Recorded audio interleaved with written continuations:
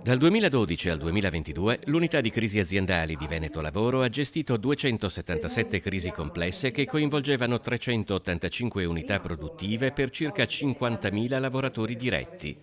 Ma il bilancio di 10 anni di attività è anche l'occasione per tracciare un piano strategico di come dovrebbe essere gestita in futuro l'economia regionale e nazionale, in un periodo in cui la crisi sta portando con maggiore insistenza gruppi esteri all'acquisto di aziende venete. Il Veneto è interessato da questi fenomeni di acquisizioni, tanti fondi, tante multinazionali. Ahimè, questo lo dico perché per me è un problema da affrontare a livello centrale, la perdita di sovranità, ovvero aziende che non saranno più venete, vicentine, veneziane, trevigiane, ma saranno multinazionali. Gli investimenti esteri sono benvenuti, ma il rischio è che grosse multinazionali, attive in mezzo mondo, con fatturati superiori allo Stato italiano, decidano arbitrariamente un giorno di chiudere l'azienda acquistata in Veneto.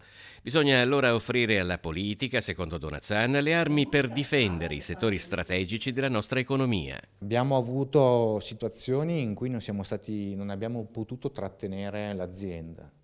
Alcune multinazionali hanno fatto scelte di abbattimento dei costi fissi del lavoro, abbiamo cercato di trattenerli ma non siamo riusciti.